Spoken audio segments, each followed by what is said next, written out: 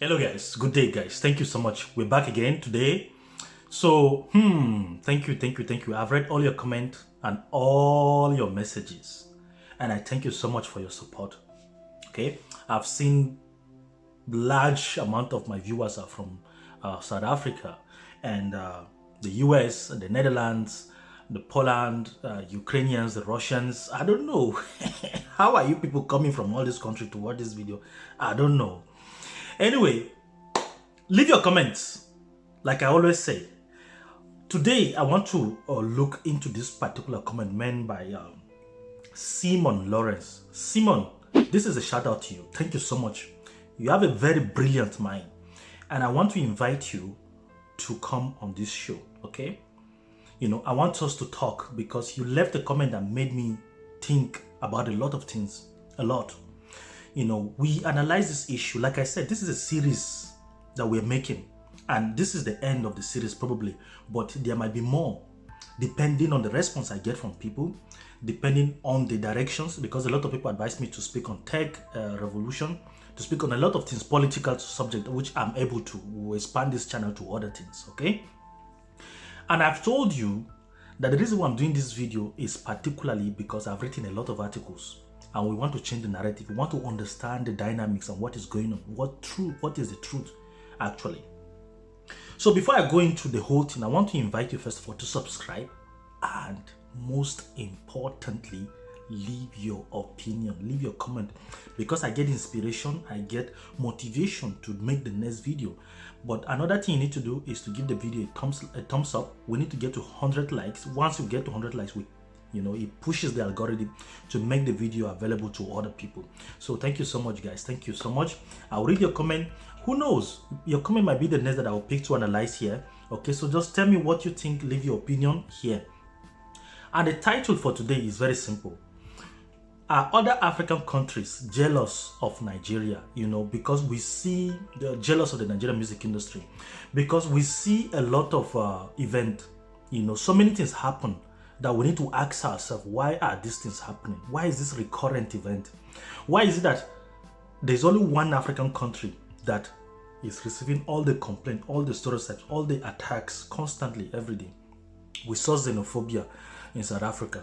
We saw cultural xenophobia in Ghana. Nigerian shops and businesses were closed down, and they were made to pay $1 million as fines.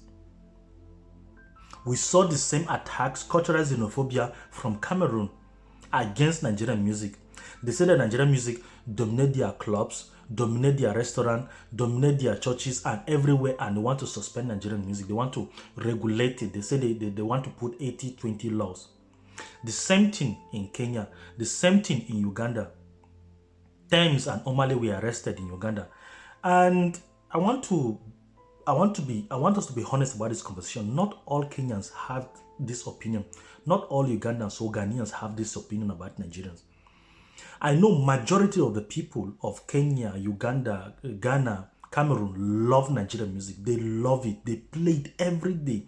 It's shown on their streams, on Spotify, on Apple Music, on YouTube. You see them, especially the Kenyans. Mwah. Love you people so much. Thank you so much for your love.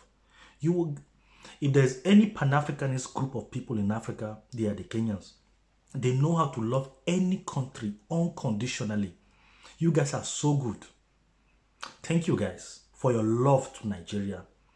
But I also understand where the complaint is coming from. The complaint is coming from the elites, from the industry players, the Kenyan musicians. It's not coming from people, it's coming from the elite. The same thing with Ghana, it's coming from the top. Shatta Wale, Stonebwoy.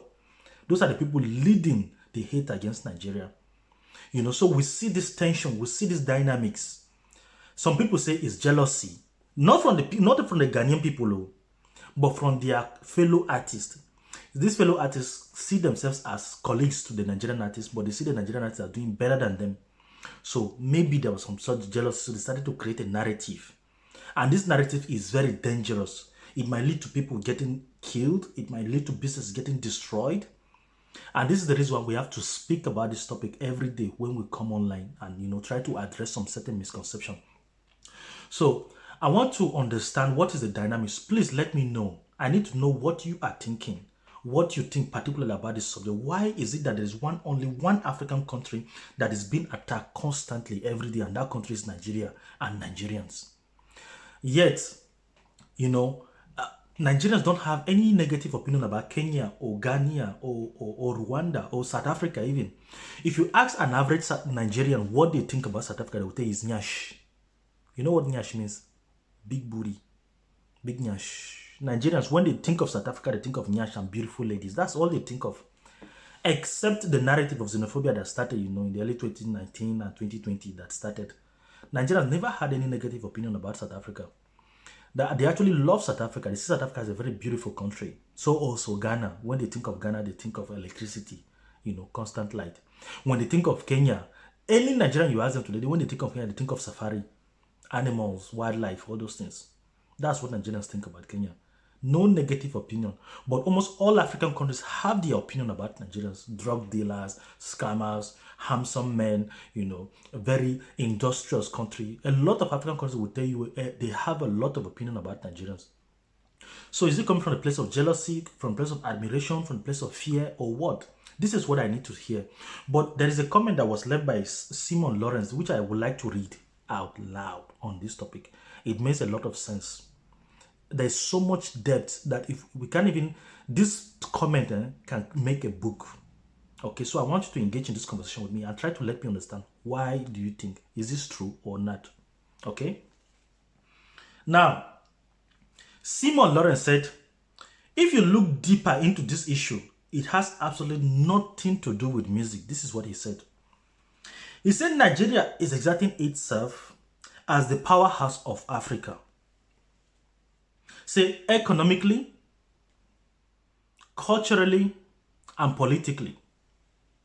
He said the Ghanaians don't like that because of their close proximity and history with Nigeria. He said the East Africans, Uganda in quote, Kenya,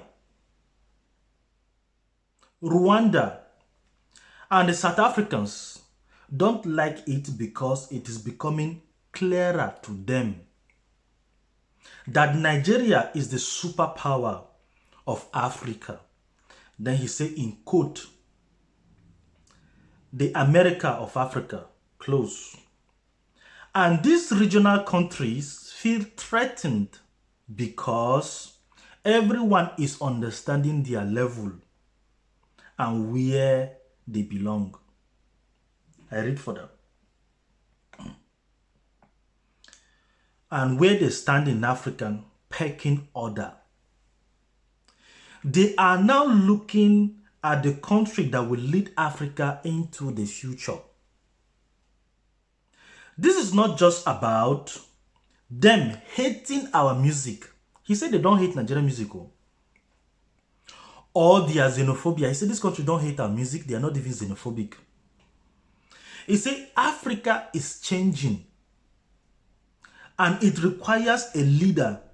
And Nigeria is the only heir apparent for leadership for the whole of Africa. And these countries know this. And then he put full stop. He said, he then went further and said, imagine Mexico trying to ban American music. And I thought this comment is very loaded. I even replied him. And I thought this is a very brilliant comment, you know. And I want us to look into it. So I will invite you to leave your opinion. Tell me what you think about this comment. This particular comment, okay? And this is what I think. This is my opinion. I always say that Nigeria is a trigger to the development of Africa. Anything that happens in Nigeria affects the rest of Africa. In case you have not been paying attention, Nigerian companies, banks are going Pan-Africa. We have South African companies that are Pan-Africanist. MTN, some of their banks and some of their industries, you know. But most of these industries are owned by white South Africans. But the Nigerian companies are owned by black Nigerians. I'm talking about the Dangote company, for example. It has presence in almost 14 African countries. So we have a lot of companies. We have GTB banks that have a lot of presence in a lot of African countries. If you go to Kenya, you see GTB Bank, you see UBA, you see Fidelity Bank, You know, you see First Bank. They are all Nigerian companies. If you go to Ghana, you see them. You go to any other countries, you see them. So Nigerian companies are going Pan-African. They are going continental. Okay? So that is the spirit. Why am I giving you this example? Because anything that happens in Nigeria affects the rest of Africa. There was the previous video I made. If you haven't seen it, I will leave the link in the comment section below so you can go back and check it out. I said that Afrobeat has grown beyond music and entertainment. It's not a socio-cultural movement that is grown beyond Nigeria. This is the reason why I want to urge the rest of the African countries not to fight Nigerians or to fight this music being played in their club, because the Nigerian youth, for the first time in history, have found an identity. And this is the reason why when you see Nigerian artists abroad, they don't just speak of Nigeria or anything. No, they speak of Africa. When they sing, they use African language. They use Twi, they use Zulu, they use Swahili in their songs. No African countries can do that. Kenya can't sing and start singing Yoruba or use Yoruba word, you know, or Ghana, for example. They can't use Yoruba word or Hausa or Igbo word in their song. There are people who tell them, no, stop, why are you trying to copy the Nigerians? But Nigerians have that liberty to do that because they are currently fashioning, they are creating this socio-cultural identity, this movement among Africans. You see? So Afrobeat is no more about music and entertainment anymore. It is a socio-cultural movement, and Nigerians are at the forefront of leading this movement. So it has now become apparent that Nigerians are not just leaders in music, but they are leaders in movie production. They are leaders in comedy. Look at all the comedy you see on Instagram and Facebook, everywhere, TikTok, they are all dominated by Nigerians. This is the reality. So they are leading this cultural revolution in Africa. So anything that happens in Nigeria, it affects the rest of Africa. You know, if your music gets to Nigeria, it goes global automatically, because Nigerians are all over the world. You know, the moment they accept your music, it goes global. See? So this is the reason why. So is it about jealousy, or it is a realization of an awakening? So this is the reason why, you know, if you're down, if you're low, you're very, very low, nobody cares about you. But the moment you start climbing the ladder of power, you become a threat to other people. This is the reason why Nigeria is being talked about mostly. Nigeria is being attacked and hated mostly, you know, and they are being admired. I want to make this clear. They are not just hated, but they're being admired. Some people are afraid of Nigerians. Some people love Nigerian culture, you know. Some people admire that spirit. So let's make it clear. It's not just about hate. There is hate, there is admiration, there is fear, there is love also. See? So this is the dynamics. So not just, some people might be jealous, yes, but there is hate, there is love, there is admiration. All those things combined together. This is what I think that some of these African countries admire, they love, they aspire this spirit of the Nigerians. So the Nigerian would, you know, lead this revolution to liberate Africa from any form. You see, the Nigerians, they are loud, they don't care. Anywhere they go, they speak about their identity, they speak about their culture. They don't care whether you are white standing before them, or you are black, or you are brown or blue. They speak to you. This is the reason why you see Nigerians in South Africa, in suburbs. You see them buying houses where white people live. When other black South Africans are afraid to buy houses there, they go there, they occupy spaces. And they don't care who lives there. That is how they live, you know. So this is the spirit. So I don't think it's about jealousy. I think it's an admiration, fear, love relationship. So, and I also think Nigerians are at the forefront of this socio-cultural movement that is taking over Africa right now. And I've explained how this thing works, how Nigerians, this Afrobeat movement is connecting the African continent with the diasporas, how they are not objectifying our women, calling them bitches or anything, you know, how they don't promote gun violence or drugs in Afrobeat. So there are other genres of music, reggae, Afro dancehall, amapiano, hip hop, hip life, you know, all these things, all in Africa, they are present. Bongo music, you know, the folklore, the music in Rwanda. I've forgotten this Rwandan artist, but it's one of my favorite songs. I know Yusuf Ndu, I know all the Senegalese musics, all the people in Mali, Fatoumata Diawara, Oumou Sangare, all these people, I love them, I know them, I cherish them. They have good music. Ghanaians, for example, they have very good talent. Very, very good talent. People with rap skills, people with hip-hop skills, you know, all these things, all this talent, hip life, for example. But Afrobeat is distinctive and is unique because it's a sociocultural movement now. And this is what we need to acknowledge as Africans.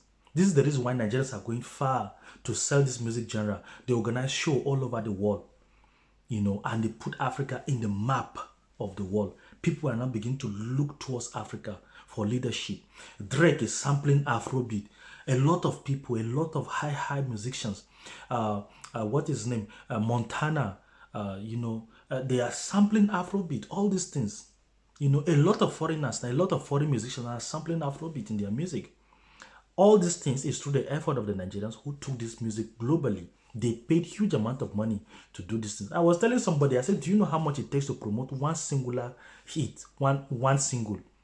More than $500,000. Wizkid, Burna Boy, Davido, CK, Omale, Rema, all these guys are working hard to promote their music. So let's not undermine their effort. Okay, let's unite as Africa, one love. You know, let's love each other. Thank you so much, guys. So stay tuned to the next episode and don't forget to leave your comment. Also subscribe, give a likes, and see you next time. Sharp.